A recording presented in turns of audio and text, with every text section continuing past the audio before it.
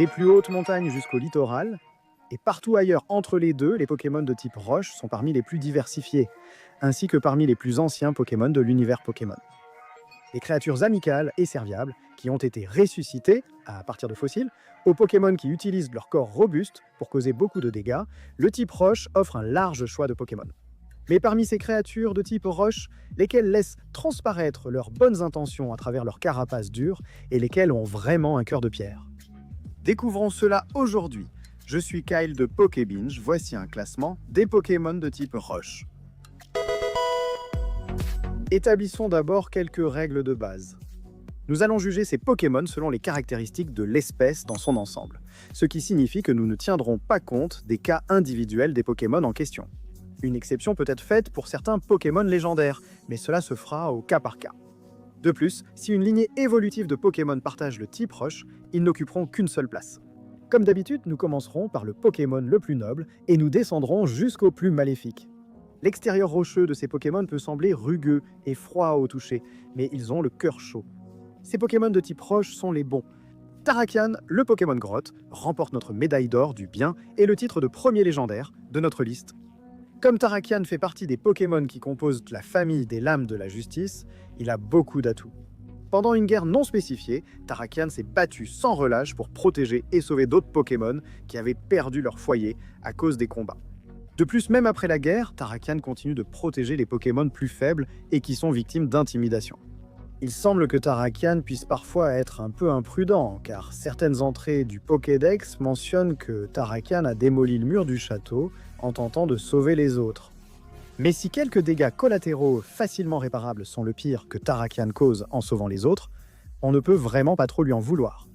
En deuxième position de notre liste, nous décernons la médaille d'argent à la première lignée de Pokémon fossiles, le Pokémon bouclier Bastiodon. Avec un grand nombre de Pokémon ramenés à la vie à partir de fossiles, Dinoclier et Bastiodon comptent parmi les Pokémon préhistoriques les plus pacifiques.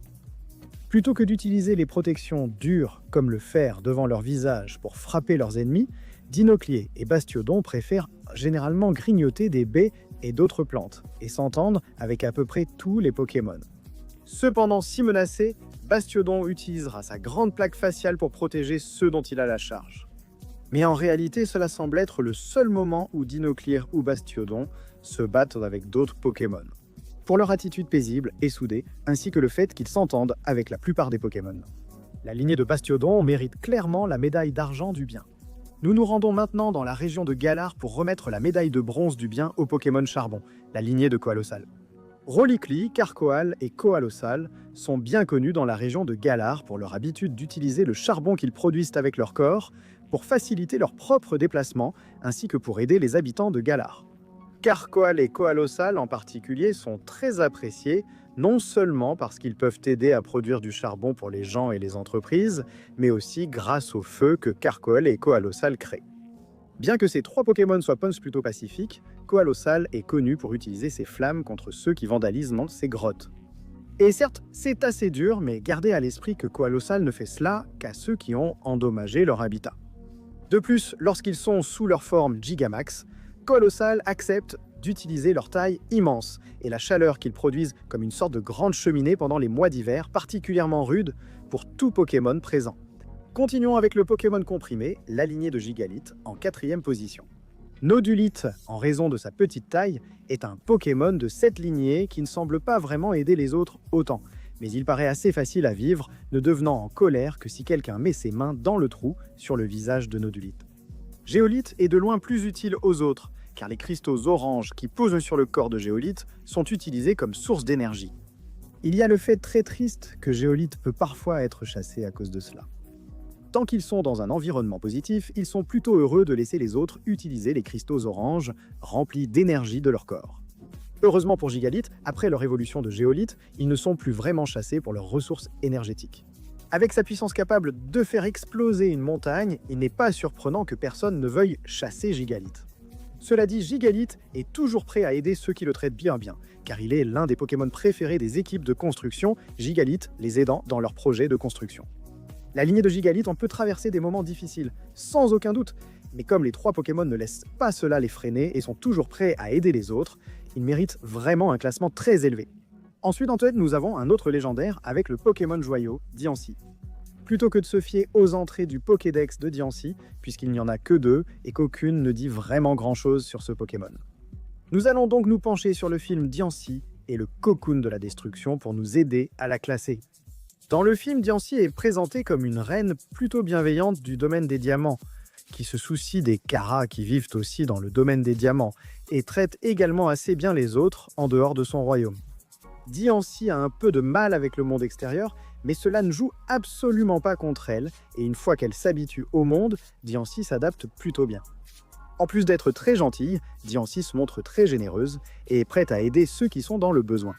Elle peut parfois être un peu émotive car elle est convaincue de ne pas mériter d'être la souveraine du domaine diamant après qu'il ait été attaqué. Et même si c'est une réaction un peu extrême, cela montre simplement à quel point Diancie tient profondément à sa maison et à ceux qui y vivent. Et franchement, si le pire que l'on puisse dire d'elle est qu'elle se laisse aller au découragement, elle mérite clairement une très bonne place. Maintenant, notre première lignée de Pokémon de la région de Hisui arrive. Il s'agit du Pokémon légendaire, la lignée d'Arcanin de Hisui. Malheureusement, comme la lignée d'Arcanin de Hisui est assez récente, nous n'avons pas grand-chose sur quoi nous appuyer par rapport aux autres. Mais nous savons que, tout comme leurs homologues de Kanto, Caninos et Arcanin de Hisui, sont un duo de Pokémon incroyablement puissants et loyaux, et ils sont tenus en très haute estime, à la fois pour leur loyauté et leur bravoure. Et bien que Caninos et Arcanin de Hisui aient beaucoup plus de fourrure que leurs cousins de Kanto, cela ne les ralentit pas, que ce soit au combat ou dans leurs activités quotidiennes. La lignée d'Arcanin de Hisui se déplace avec une grande agilité, souvent comparée à des danseurs. Nous espérons que Caninos et Arcanin de Hisui feront leur retour dans les prochains jeux. Nous avons aussi le Pokémon serpent de pierre, Onix. Pour utiliser une expression, Onix est l'exemple parfait du Pokémon géant doux. Bien qu'il préfère normalement creuser des tunnels sous terre à la recherche de sa nourriture préférée, ainsi que de gros rochers à grignoter, lorsqu'Onix remonte à la surface, il semble traiter tous les Pokémon qu'il rencontre avec beaucoup de respect. Et même si Onix crée ces tunnels simplement en cherchant de la nourriture sous terre, ils servent en réalité à des fins très utiles. En particulier, ces tunnels deviennent souvent la maison de nombreux autres Pokémon, principalement Topiqueur et Triopiqueur. Et même si l'on peut dire qu'Onix ne fait pas vraiment cela pour aider les autres Pokémon, puisqu'il suit simplement sa nature, le fait qu'Onix aide les autres, que ce soit intentionnel ou non, ainsi que son attitude calme, sont des raisons suffisantes pour placer Onix ici. Notre deuxième forme, Hisuienne, prend la place suivante, le Pokémon Iceberg, Avalugg de Hisui. Les Avalugg que l'on trouve dans la région de Hisui sont considérablement plus petits que leurs parents insensibles, et la plupart du temps préfèrent ne pas interagir avec les autres. Cependant, lorsqu'ils croisent d'autres Pokémon ou des personnes, les Avalugg de Hisui sont très dociles et ne causent pas vraiment de problème. Notre premier Pokémon de type roche et eau occupe la prochaine place, le Pokémon Corail, Corsola. Heureusement pour ces Corsola, ils n'ont pas subi le malheureux événement du changement climatique de Galar qui les transforme en type Saiyan Spectre.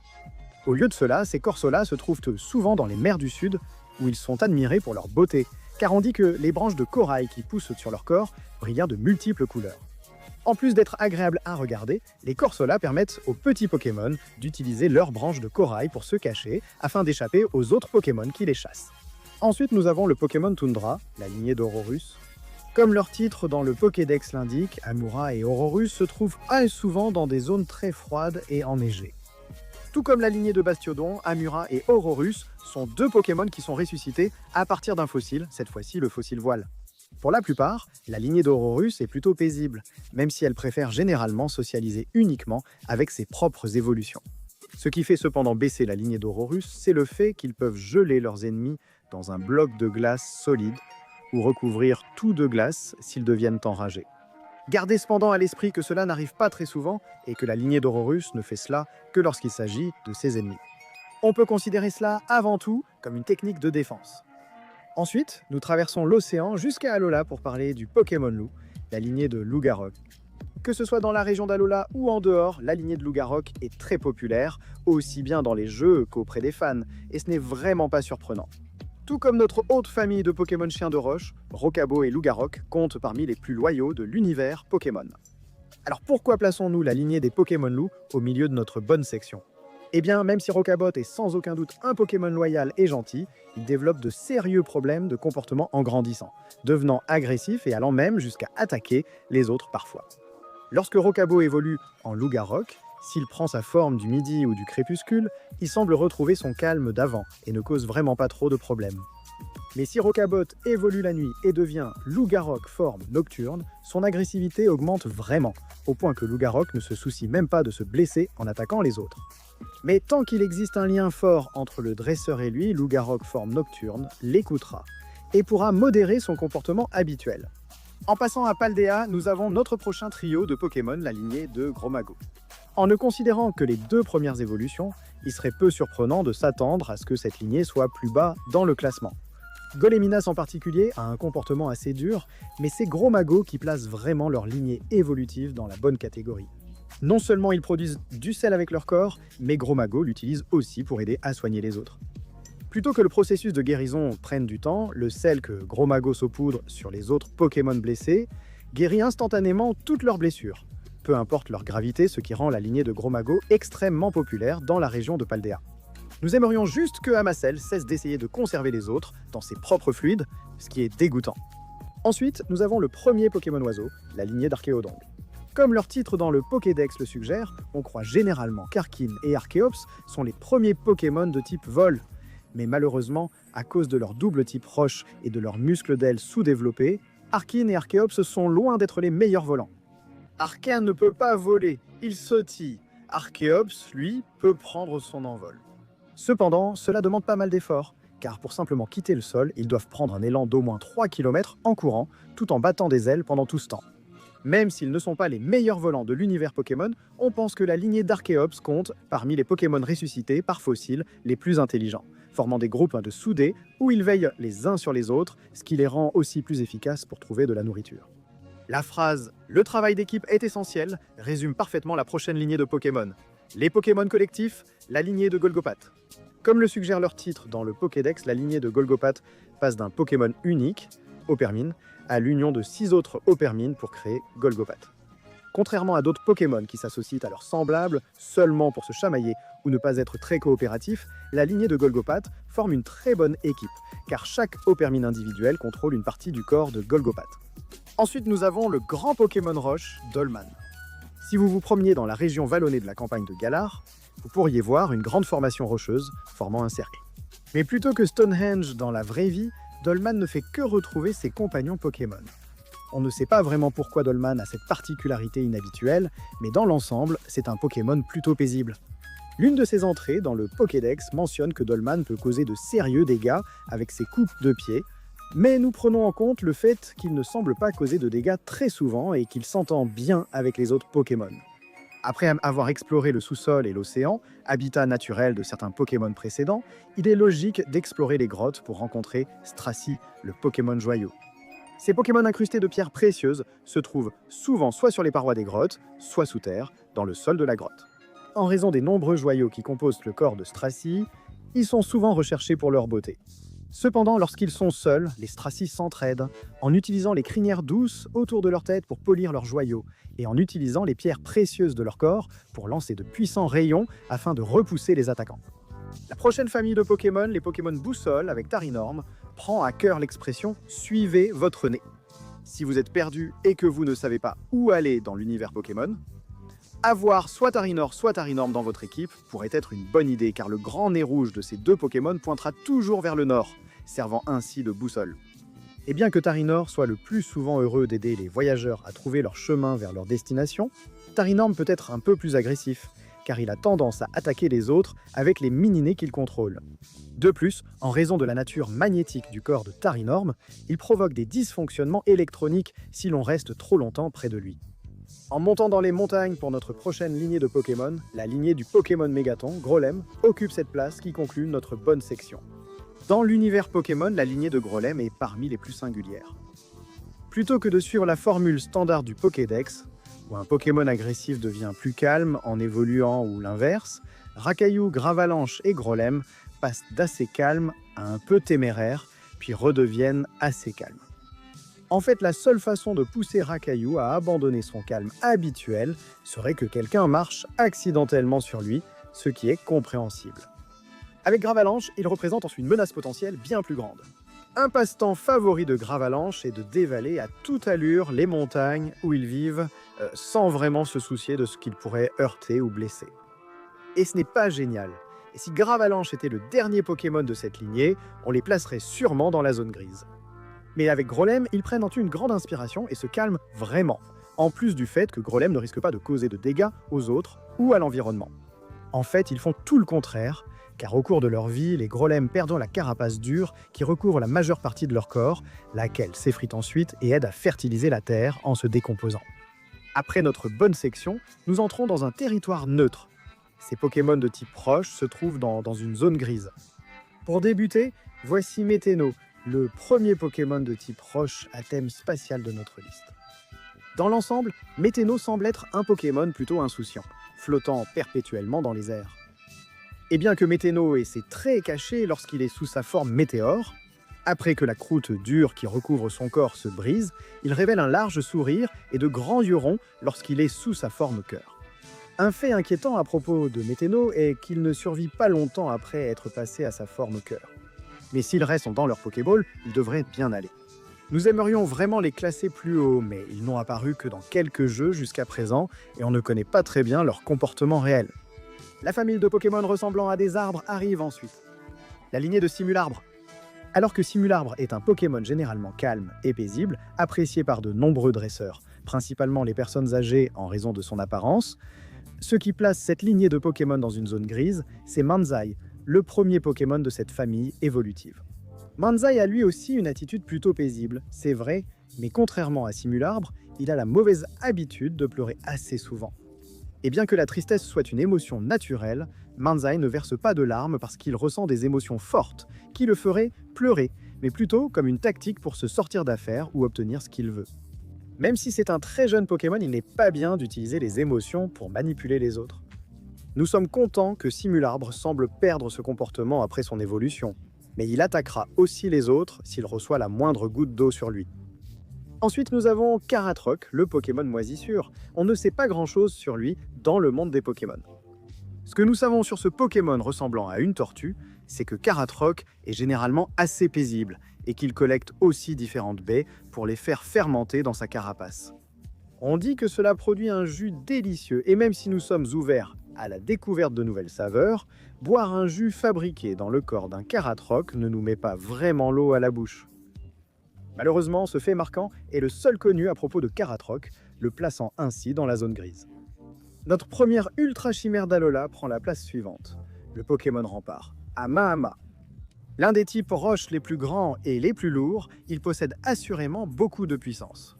Et bien qu'Ama-Ama soit l'une des nombreuses ultra chimères, comparé à certains des autres Pokémon qui arrivent à Alola via les ultra brèches, c'est l'une des plus paisibles du groupe. On pense qu'il s'agit de plusieurs formes de vie qui se réunissent pour former un seul Pokémon.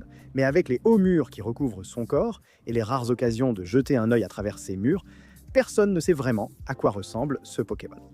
Mis à part son apparence mystérieuse, comme nous l'avons dit, parmi les ultra-chimères, Stakataka est l'une des plus calmes. Notre prochain candidat est un Pokémon fossile non officiel, le Pokémon longévité, Relicanth. Souvent trouvé dans les parties les plus profondes de l'océan, Relicanth a des traces de son existence qui remontent à 100 millions d'années. Contrairement à certains autres Pokémon préhistoriques, il n'a vraiment ni proie ni prédateur naturel, et il se contente simplement de se nourrir de fragments microscopiques le long du fond océanique. Ensuite, nous avons l'ancêtre des Pokémon de type insecte moderne, le Pokémon Plaque, la lignée d'Armaldo. Anirith et Armaldo sont vraiment uniques, non seulement parmi les autres Pokémon fossiles, mais aussi parmi tous les Pokémon en général. Alors qu'Aniryth nageait autrefois dans la mer, utilisant ses ailes pour se propulser dans l'eau, après avoir évolué en Armaldo, il abandonne en grande partie la nage et préfère utiliser ses nouvelles pattes pour marcher sur la terre ferme. Et bien qu'il existe des entrées du Pokédex concernant l'utilisation de leurs griffes pour capturer des proies lézards, aucune d'entre elles ne donne vraiment plus de détails que cela. Maintenant, on triche peut-être un peu avec cette prochaine entrée, car on la partage entre deux Pokémon. Mais en tant que Pokémon ressemblant à des planètes, Solrock et Celerock sont tous deux connus comme les Pokémon météorites. Et on ne sait pas grand-chose d'autre sur eux, donc on se sent plutôt à l'aise avec ce classement commun. En ce qui concerne Solrock, ce Pokémon utilise son corps pour produire une lumière intense, qu'il utilise parfois en combat pour aveugler ses adversaires. Et c'est une tactique assez dure à utiliser juste pour gagner un combat. Celerock semble avoir un style de combat plus doux, utilisant le plus souvent son pouvoir pour plonger son adversaire dans un profond sommeil. Et comme Solrock et Celerock sont essentiellement les Pokémon non officiels du Soleil et de la Lune respectivement, il n'est vraiment pas surprenant que ces Pokémon météorites aient ces caractéristiques. Notre prochaine lignée Pokémon, Rhinastock, est un classique exemple de « Il ne faut pas juger un livre à sa couverture », le Pokémon perceur. Rhinocorne, Rhinophéros et Rhinastock peuvent ressembler à un trio de Pokémon durs et coriaces. Et même si c'est vrai, ces 3 Pokémon de la lignée perceur ont un côté plus calme que ce que leur apparence pourrait laisser penser. Rhinocorne cause parfois des dégâts, car il est capable d'envoyer valser des semi-remorques avec ses charges. Mais au lieu de chercher à causer des problèmes, le triste fait est que Rhinocorne est trop stupide pour penser à plus d'une chose à la fois. Donc on met ses actions sur le compte d'accidents. Des accidents vraiment coûteux et dangereux. Après que Rhinocorne évolue en Rhinophéros, il ne gagne pas vraiment en intelligence, mais il semble devenir beaucoup plus calme.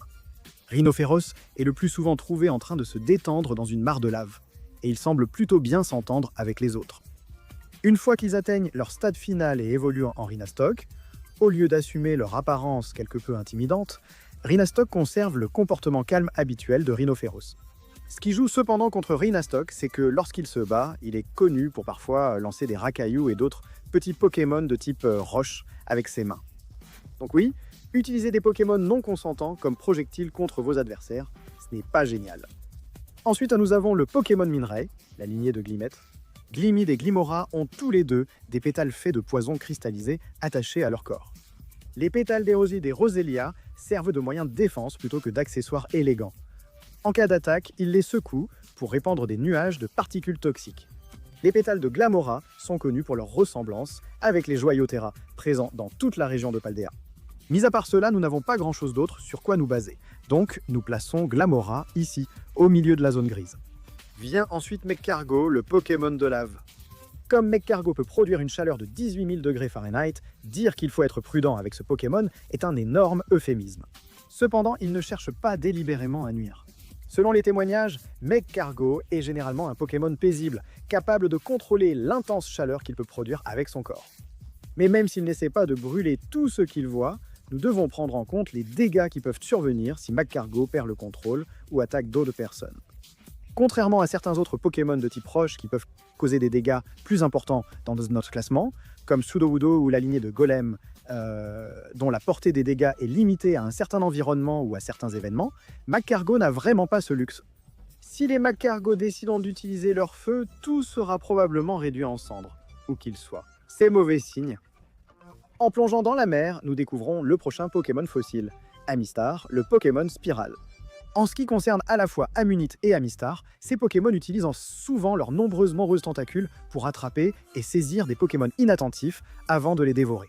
Et même si les Pokémon doivent manger, Amunite et Amistar ne sont pas les meilleurs chasseurs qui existent à cause du poids de leurs grandes coquilles sur le dos, ce qui les maintient principalement ancrés à un seul endroit.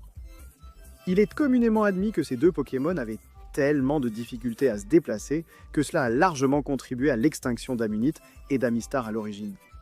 Ensuite, nous avons un autre Pokémon fossile, Vassilis, le Pokémon Bernacle. Anorith et Vassilis, comme leur titre dans le Pokédex l'indique, se trouvent accrochés aux rochers et dans de grands plans d'eau, malgré le fait qu'ils font partie des rares Pokémon aquatiques qui ne sont pas de type eau. Cependant, Anorith et Vassilis ne laissent pas leurs conditions de vie inhabituelles entraver leur double type plante-roche. À la place, ils sécrètent tous les deux un acide puissant à partir des tentacules attachés à leur tête, qu'ils utilisent pour attraper leurs proies avant de les avaler toutes entières, ce qui est une fin plutôt brutale. Notre prochain Pokémon légendaire partage une similarité avec Terrakium, car ils font tous les deux partie d'une famille de Pokémon beaucoup plus grande. Pour compléter notre zone grise, nous avons le Pokémon Regirock. Comme des études ont montré que Regirock n'a ni cœur ni cerveau, on ne peut s'empêcher de penser que si Regirock se retrouvait aux côtés de Dorothée et d'Oz, le magicien aurait du pain sur la planche. Concentrons-nous donc uniquement sur ses actions dans le film Lucario et le mystère de Mew. Au cours du film, Regirock poursuit et tente d'attaquer toute personne qui s'approche de l'arbre des origines, percevant toute personne que Regirock rencontre comme une menace. Et même si ce n'est pas idéal, Regirock a tout de même un motif compréhensible puisqu'il veut simplement protéger l'arbre. Finalement, Regirock laisse les héros du film tranquilles et retourne dans la chambre. Nous plaçons Regirock aussi bas à cause des dégâts que ses actions auraient pu causer. Mais comme il arrête aussi d'essayer d'attaquer et de poursuivre ceux autour de l'arbre, après avoir compris qu'ils ne sont pas une menace, nous éviterons de classer notre Pokémon Pic Rocheux dans la mauvaise section. Voici enfin notre dernière catégorie. Il est temps d'examiner les Pokémon de type Roche dont les actions prouvent vraiment qu'ils ont un cœur de pierre. Ces Pokémon sont les méchants et les maléfiques. Pour commencer cette section, nous avons une paire de Pokémon insectes roche grincheux, les Pokémon domicile rocheux, la lignée de Crustabri.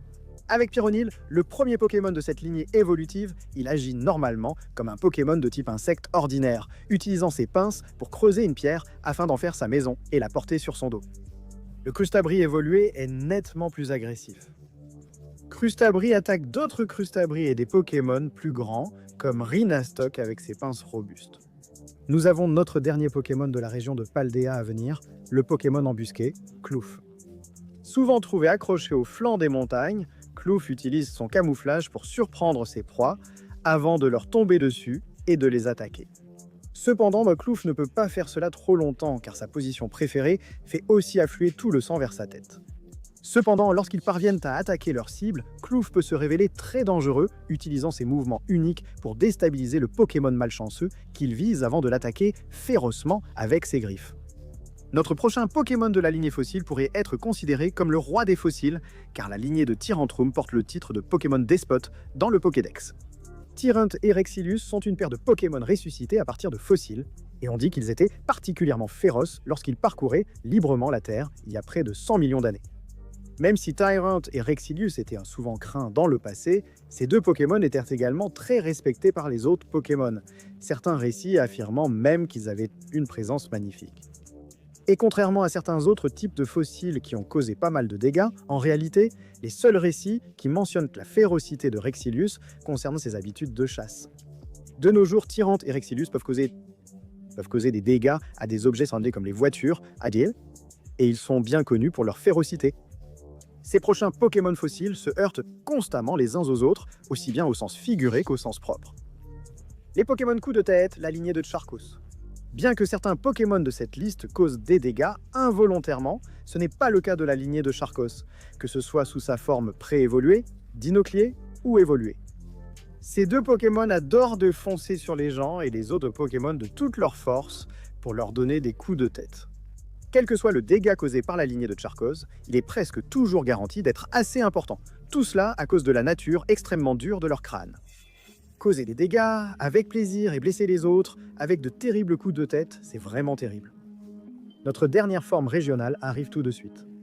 Venant d'outre-mer, le Pokémon Megaton, la lignée de Golem d'Alola. Contrairement à leurs homologues classiques, la lignée de Golem d'Alola est un trio de Pokémon au mauvais caractère. Ayant acquis le type électrique en plus de leur type roche, Rakaillou, Gravalanche et Grolem utilisent désormais leurs nouvelles compétences pour électrocuter et attaquer les autres dans leur environnement. Avec Rakaillou et Gravalanche, ils sont connus pour libérer l'électricité stockée dans leur corps afin d'attaquer ceux qui les entourent, les décharges électriques, provoquant un engourdissement sévère chez ceux qui en sont victimes. Avec Grolem d'Alola, non seulement ils aiment toujours électrocuter les autres avec l'électricité qu'ils contrôlent, mais ils ont aussi l'habitude d'utiliser le canon de fortune sur leur dos pour lancer des rochers, voire même des Rakaillous à grande vitesse. Si vous êtes près du Pokémon mâchoire, vous voudrez rester loin de sa bouche, car Torgamor possède une mâchoire vraiment puissante. Torgamor est l'un des Pokémon roches les plus féroces et les plus difficiles à gérer, peu importe la personne qu'il rencontre. Torgamor attaquera et mordra avec sa mâchoire incroyablement puissante, et il est parfois presque impossible de lui faire lâcher prise. Après que Torgamor ait acquis sa capacité à gigamaxer, il n'est vraiment plus aussi mobile qu'avant. Cependant, comme il a atteint la taille d'une petite montagne, Torgamor a découvert qu'il pouvait écraser les autres grâce à son poids accru. Ce qui empêche Torgamor de sombrer davantage, c'est que s'il est associé à un dresseur qu'il juge digne et assez fort, il devient un Pokémon assez loyal. Ensuite, nous avons le Pokémon Armure de Fer, la lignée Galking. Dans certaines de nos entrées précédentes, il y avait des Pokémon dans la lignée évolutive qui étaient soit agressifs au début, puis s'adoucissaient, soit l'inverse. Avec Galkid, Galgon et Galking, cependant, les trois ont des problèmes de comportement qui ne sont clairement pas les meilleurs. Galkid est probablement le plus doux des trois, bien qu'il soit considéré comme un nuisible par beaucoup, car la majeure partie de son alimentation se compose de choses comme des voitures, des rails de chemin de fer et d'autres objets métalliques qui sont soit très coûteux à remplacer, soit peuvent causer de gros dégâts. Galégon, bien qu'il ait cessé de grignoter la plupart des objets métalliques, préférant ceux en fer, reste très agressif, chargeant à grande vitesse avec son corps recouvert de fer pour causer des dégâts dévastateurs. Et après que Galégon ait finalement évolué en Galéking, son attitude empire encore, car Galéking attaquera toute personne ou toute chose qu'il rencontrera dans son environnement. Et si vous pensez pouvoir vous cacher, bonne chance, car on dit que Galeking est constamment à l'affût de toute intrusion sur son territoire. Cela dit, un Galeking possède tout de même quelques petites qualités, car il est connu pour retourner de temps en temps la couche supérieure du sol de son environnement, aidant ainsi la végétation à pousser magnifiquement et à s'épanouir. Nous avons notre avant-dernier Pokémon fossile aquatique qui occupe la place suivante, le Pokémon Proto-Tortue Caracosta. Carapagos et Caracosta sont un duo de Pokémon aux compétences de nage impressionnantes. Carapagos peut plonger jusqu'à près d'1 kilomètre de profondeur avec une relative facilité. Mais au lieu de faire cela simplement pour s'amuser, Carapagos et Caracosta utilisent leurs mouvements aquatiques agiles pour traquer leur proie. Caracosta en particulier possède des entrées de Pokédex plus troublantes concernant ses habitudes alimentaires, car plusieurs d'entre elles mentionnent que tout Pokémon malchanceux attrapé par Caracosta sera entièrement dévoré, os compris. Et tandis que Carapagos chasse principalement en mer, car il n'est pas très mobile sur la terre ferme, Caracosta sortira de l'eau pour capturer des prues également, avant de les ramener à la mer, afin de les noyer, avant de les dévorer entièrement. En plus de ses habitudes alimentaires assez troublantes, Caracosta peut causer de sérieux dégâts, allant jusqu'à endommager des navires et des poutres en fer à l'occasion. Notre avant-dernier Pokémon antique arrive, le Pokémon fossile Ptera. Beaucoup plus agressif que la plupart des autres Pokémon ressuscités à partir de fossiles, Ptera considère le ciel comme sa maison et vole à la recherche de proies. Après avoir attrapé un Pokémon malchanceux avec ses serres acérées, Ptera le déchiquette avec ses dents incroyablement tranchantes, semblables à des scies. En dehors de ses habitudes de chasse, Ptera est connu pour terroriser les autres avec son comportement féroce et dangereux. Après que Ptera ait pu méga évoluer, sa férocité atteint des sommets. Cependant, il est triste de noter que Ptera ne devient plus féroce qu'à cause de la douleur intense qu'il ressent lors de la méga-évolution. Plusieurs Pokémon de cette catégorie pourraient vraiment bénéficier d'une bonne séance de gestion de la colère. Mais le Pokémon Hachicateur, est l'un des meilleurs candidats.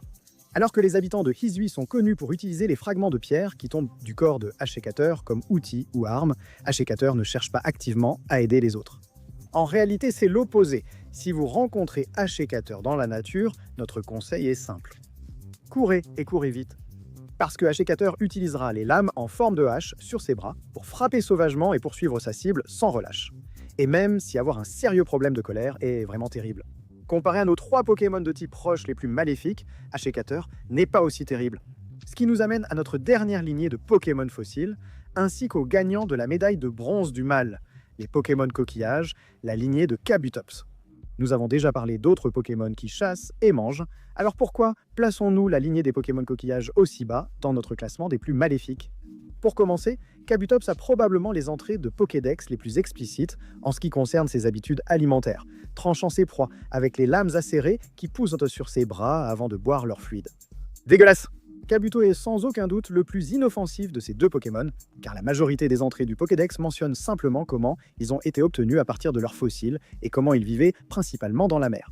Mais nous devons classer cette lignée ici à cause des habitudes de chasse vicieuses et de la nature assoiffée de sang de Kabutops. Pour résumer le film Marvel sur Hulk, il ne faut pas énerver la nouvelle génération de Pokémon. Les Pokémon armure, notamment la lignée de Tyrannosif, médaillé d'argent du mal, sont redoutables lorsqu'ils sont en colère. Ambrilex, le premier Pokémon de cette lignée évolutive, semble être le plus calme comparé à Infect et Tyrannosif. Cela dit, Ambrilex a tout de même un sacré appétit, plusieurs entrées du Pokédex mentionnant qu'il doit manger une montagne entière pour obtenir assez d'énergie pour évoluer. Après qu'Ambrilex ait finalement évolué en Infect, même s'il ne possède aucun membre, il peut tout de même causer beaucoup de problèmes. Il est capable de produire des gaz sous pression et de les utiliser pour propulser son corps à grande vitesse et foncer dans tout ce qu'il rencontre. Plutôt que d'essayer de manger une montagne à la vitesse à laquelle Infect fonce partout, il est capable de réduire une montagne en gravats. Et lorsqu'il évolue enfin en Tyrannosif, sa capacité de destruction atteint un tout autre niveau. Au lieu de se contenter de réduire les montagnes en miettes, On dit que lorsque Tyrannosif se met en colère, il faut redessiner des cartes entières à cause de l'énorme quantité de dégâts qu'il provoque. Et bonne chance à celui qui essaie d'attaquer Tyrannosif lorsqu'il est en pleine furie, car il ignorera probablement l'assaut ou transformera tout simplement son adversaire en une bouillie gluante. Et bien sûr, lorsque Tyrannosif atteint sa forme de méga-évolution, sa seule pensée est simple et terrifiante. Tout détruire. Tout était menacé quand ce Pokémon s'emporte. Pour l'ampleur des dégâts qu'il cause et leur rage incontrôlable, la lignée de Tyrannosif mérite largement la médaille d'argent du mal. Avec un légendaire qui a lancé tout ce classement, il semble logique que nous terminions avec un autre pour notre médaille d'or du mal. Zéroïde, le Pokémon parasite, possède les autres, les rendant agressifs et assoiffés de pouvoir. Dire que cet ultra chimère est l'un des Pokémon les plus dangereux de la région d'Alola est un énorme euphémisme. Zéroïde ne se soucie pas de sa cible. Il veut simplement du pouvoir et est prêt à tout pour l'obtenir. La neurotoxine que Zéroïde injecte à ses victimes peut provoquer des traumatismes mentaux et physiques graves, laissant parfois ceux qui en sont affectés dans un état critique. Cela ajouté au fait que Zéroïde est capable d'ouvrir des ultra-brèches puisqu'il s'agit d'une ultra-chimère, qu'il cause activement du tort et des problèmes à la région d'Alola et qu'il n'éprouve aucun remords pour ses actes, sont des raisons suffisantes pour que nous décernions au Pokémon Parasite notre médaille d'or du mal. Pour conclure, décernons quelques médailles du pêcheur, maintenant que notre spectre de moralité est complet. Nous décernons notre médaille Darwin à la lignée Rhinastock. Oui, Rhinophéros et Rhinastock ne semblent pas avoir les capacités limitées de Rhinocorne, mais comme le premier Pokémon de cette lignée a plusieurs entrées dans le Pokédex mentionnant qu'il n'est pas le plus futé du groupe, ils sont de sérieux candidats pour cette récompense. Le prix du paresseux revient à la lignée Vassilis, car Lilia et Vassilis s'ancrent littéralement au sol, et bouger n'est jamais une priorité pour eux. Pour le prix de l'orgueil, nous le décernons à Stracy et Diancie, car ces deux Pokémon semblent apprécier que les autres s'observent et admirent les joyaux qui poussent sur leur corps. Le prix de la gourmandise revient forcément à la lignée Kabutops. Tous les Pokémon se nourrissent, mais Kabutops semble avoir les informations les plus détaillées sur son alimentation, le rendant grand gagnant ici. Quant au prix de la colère, il revient à Tyranitar, car s'il perd son sang-froid, il est quasiment certain que quelque chose va être détruit. Et enfin, notre médaille de l'avidité revient à Nihilego, car non seulement ce Pokémon veut avoir les autres sous son contrôle, mais il est aussi très doué pour atteindre cet objectif. Mais dites-nous dans les commentaires ce que vous en pensez. Quel est votre Pokémon de type roche préféré? Et lequel pensez-vous être le plus gentil et le plus maléfique? Activez la cloche de notification et regardez nos autres vidéos Pokémon ici sur Pokébench, votre référence Pokémon. Merci, à bientôt